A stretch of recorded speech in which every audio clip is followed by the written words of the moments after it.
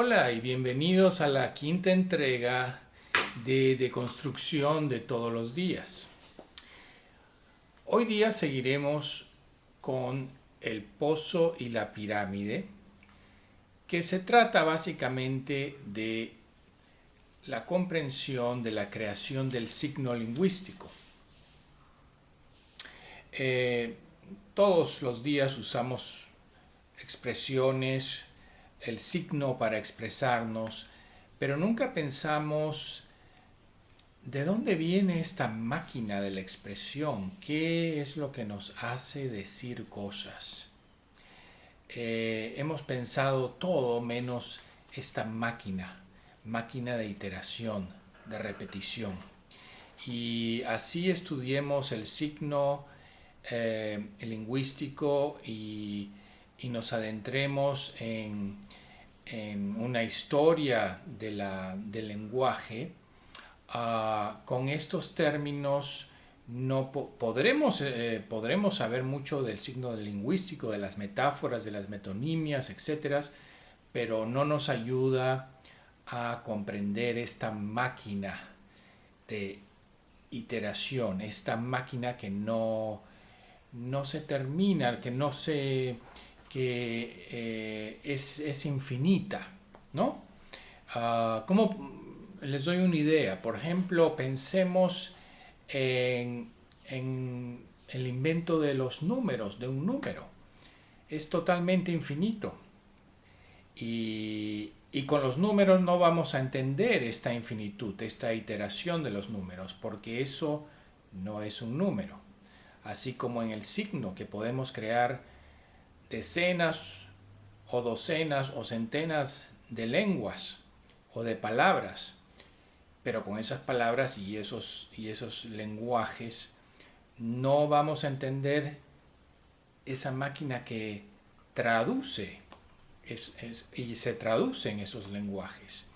Esa máquina tan, digamos, como un don, tan generosa, que irrestrictivamente nos obsequia el lenguaje, los números, el pensamiento abstracto, ¿no? Y bueno, Hegel tampoco pensó esta máquina, pensó todo menos en la máquina. Por eso inventó esta palabra, el Aufhebung, que es al mismo tiempo cancelar, retener y relevar y elevar, o sea, la creación del signo lingüístico, ¿no? Como hemos visto. O sea, ¿qué hace Hegel con su teoría? Bueno, niega justamente esta máquina, esta iteración que nos da y al darnos desaparece, ¿no? ¿Y qué nos da? La escritura, el lenguaje.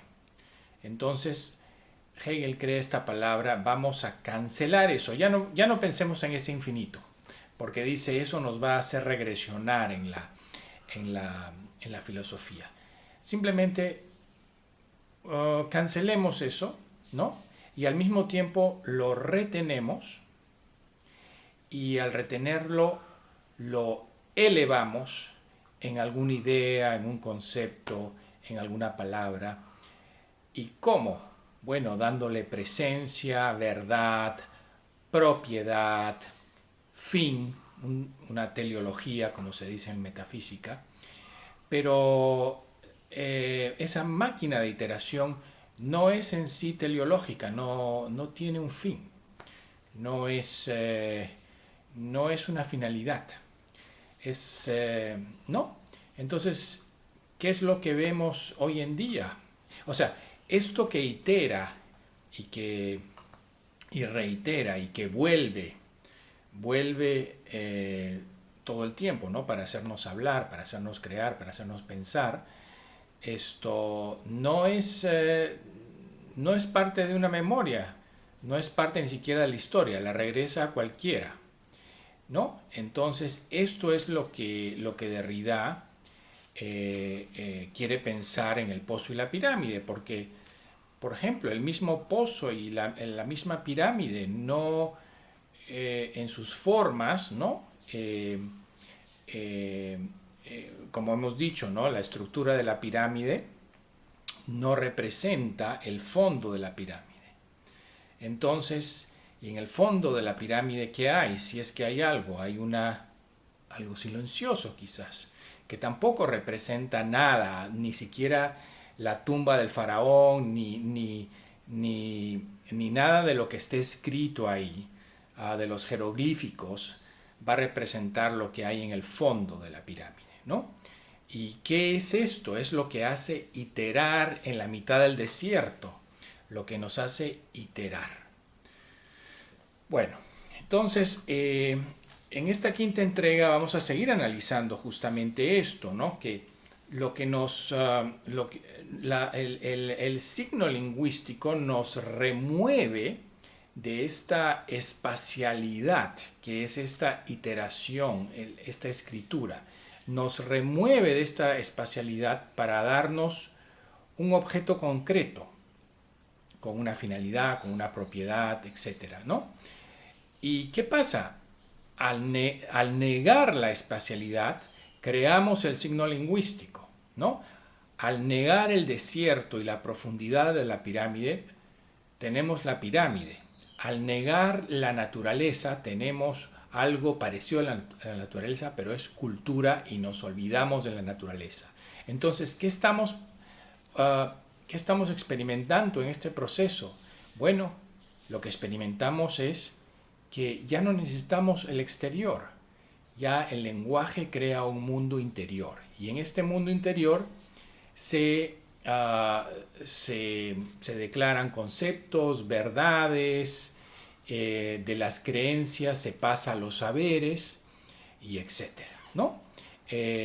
Pero esto totalmente se vuelve una internalización, ¿no?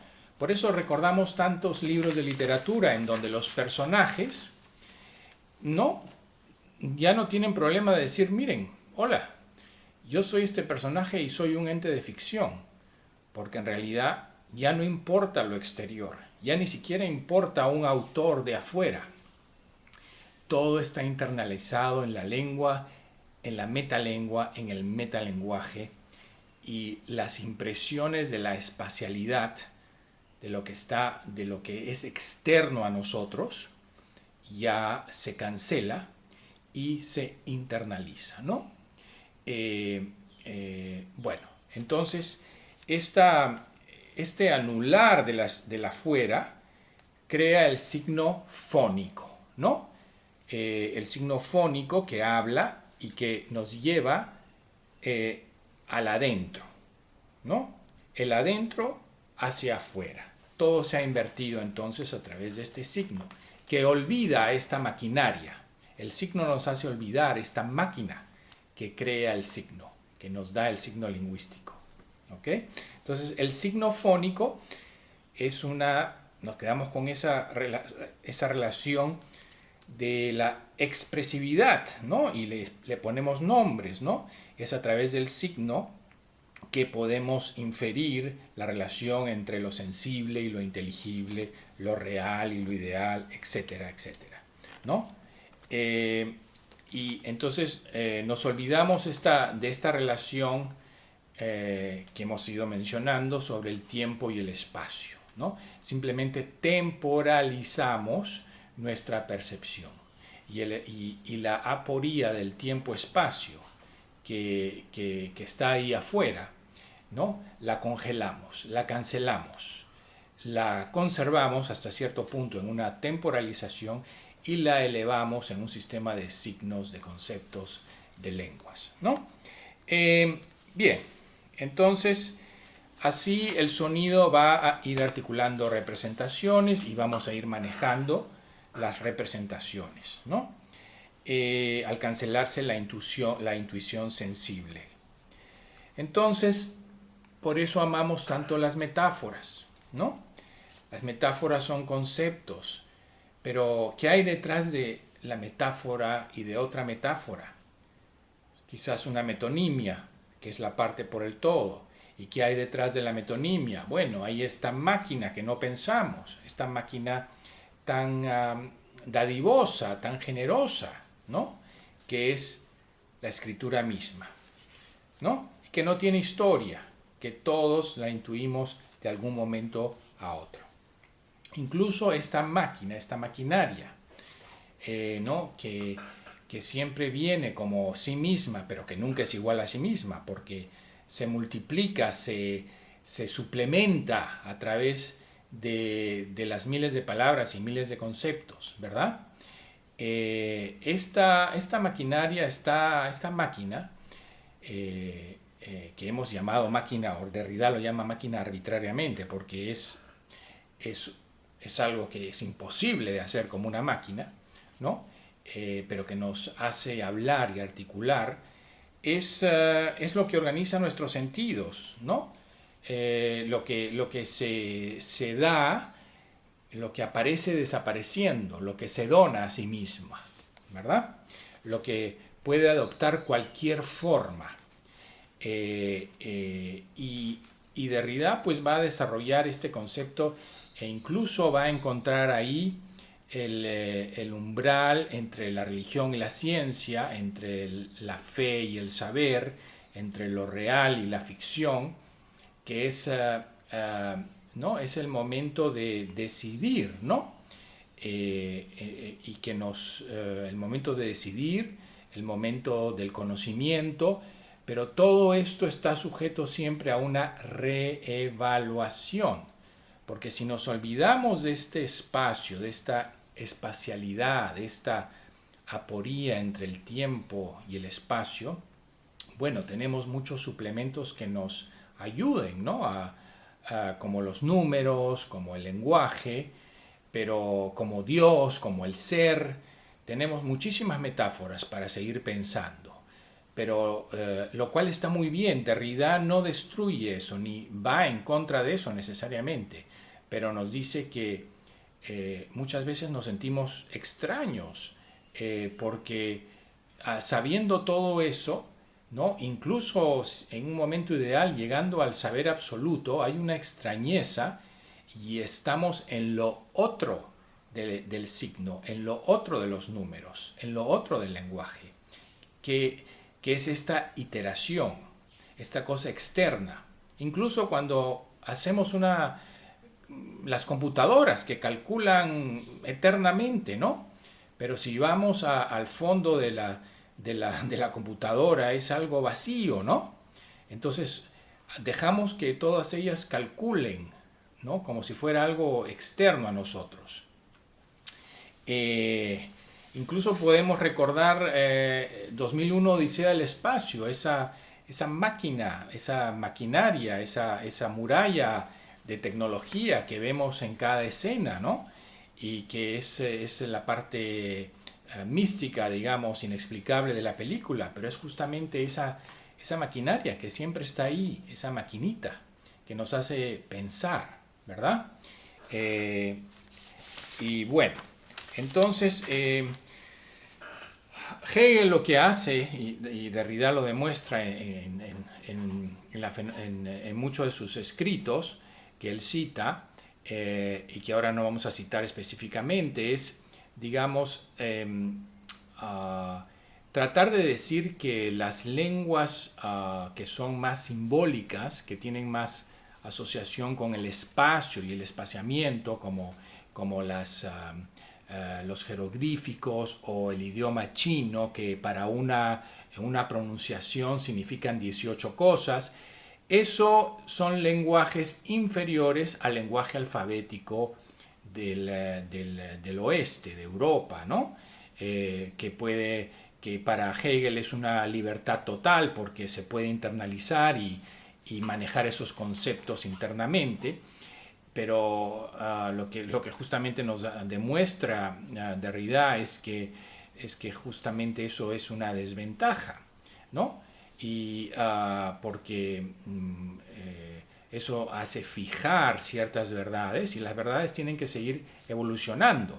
Derrida nunca va en contra del concepto de la verdad, pero va a favor del concepto de la justicia. Hacer justicia a lo que concebimos, a la naturaleza, a todo, ¿verdad?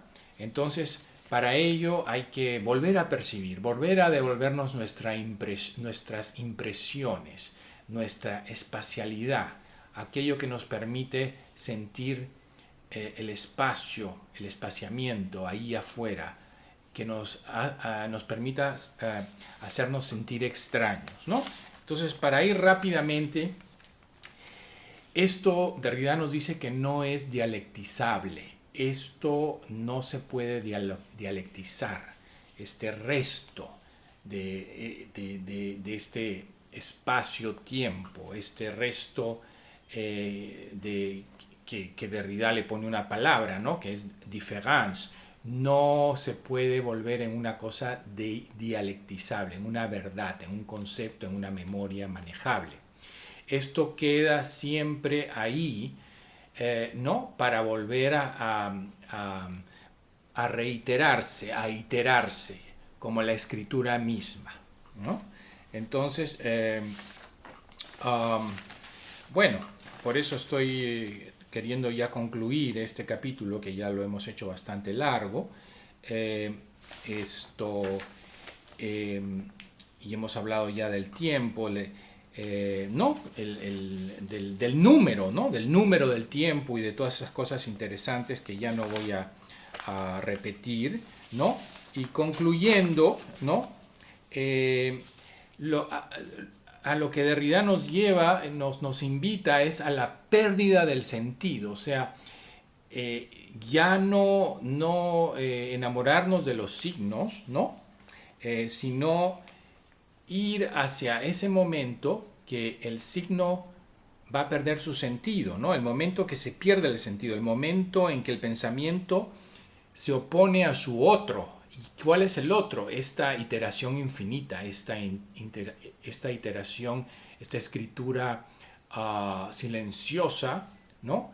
Que se dona y que desaparece y que nos da todas estas cosas que hemos dicho, el lenguaje, el arte, la escritura, los conceptos, ¿no?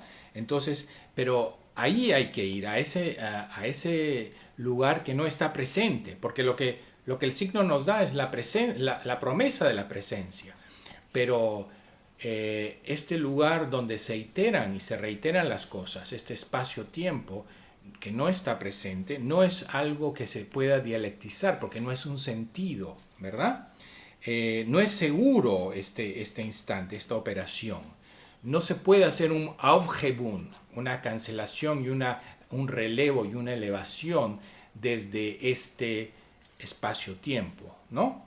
Entonces, este extrañamiento de la escritura muda, esta otredad, esta alienación, esto es donde quiere hacernos ver Derrida que no es una certeza calculable, nunca va a ser un número, ¿no? Sino más bien de lo que están hechos los números, ¿no? No puede esto ser un número ni una dialéctica, porque siempre en ese pensamiento que siempre viene como sí mismo, pero que nunca es igual a sí mismo, habría siempre un exceso que no se presenta y que no se puede trabajar al servicio del sentido, del telos, o sea, del fin, de la propiedad, de lo propio, ¿no? Del signo, de la letra, del sonido. Lo que Hegel no ha podido pensar, entonces, nos dice Derrida, es la máquina, que sin ser parte del sentido, justamente la produce, ¿no? La calcula. Entonces Derrida nos lleva a ese acontecimiento de lo incalculable, ¿no? Este lenguaje sin lenguaje está completamente fuera del trabajo de hacer conceptos, fuera del trabajo literal, ¿no? Este lenguaje sin lenguaje es lo que hacemos hablar a través del Aufhebung. Lo cancelamos y le damos sonidos, ¿verdad? Este lenguaje sin lenguaje nunca se piensa y es justamente la máquina iterativa, la repetición muda, la iteración, el intervalo, ¿no? El espaciamiento. Lo que se piensa es Lo que sí se piensa es en hacer máquinas de calcular, pero no se piensa en lo incalculable. Hacemos máquina, la computadora es una máquina de calcular, ¿verdad? Y también queremos hacer de los seres humanos máquinas, formar el espíritu a través de cálculos que torturan el espíritu para que se perfeccione hasta convertirse en una máquina. Todo lo que aprendemos es un poco como una máquina, ¿no? Una técnica, una tecnología. ¿No? Entonces, aún, lo cual no es, Derrida no está criticando eso, pero está diciendo, seamos conscientes de esto, ¿no? Que lo único que hacemos es calcular. ¿Y dónde nos va a llevar todo esto? Hay que pensar la máquina esta que es incalculable y que nos hace calcular. Ese es el acontecimiento para pensar, que nos provoca a pensar justamente. Entonces, según Derrida, aún se está por pensar la máquina del pensamiento, la máquina que no está sujeta a este Aufhebung, a esta cancelación, preservación, elevación, suplementación, la máquina que no es dialectizable. Eso todavía está por pensar. Todavía estamos por pensar esa máquina que itera, que hace posible iterar. La máquina de la escritura muda es la que hemos olvidado. La máquina que deja su huella entre el tiempo y el espacio. Y en el tiempo y en el espacio y en el espaciamiento de su repetición. Es esa máquina que hay que pensar. Ese es el acontecimiento textual, el lugar de paso, la pasarela que vimos en el primer capítulo, sin presencia, sin presente, sin lenguaje y finalmente sin la palabra sin. Gracias por escuchar.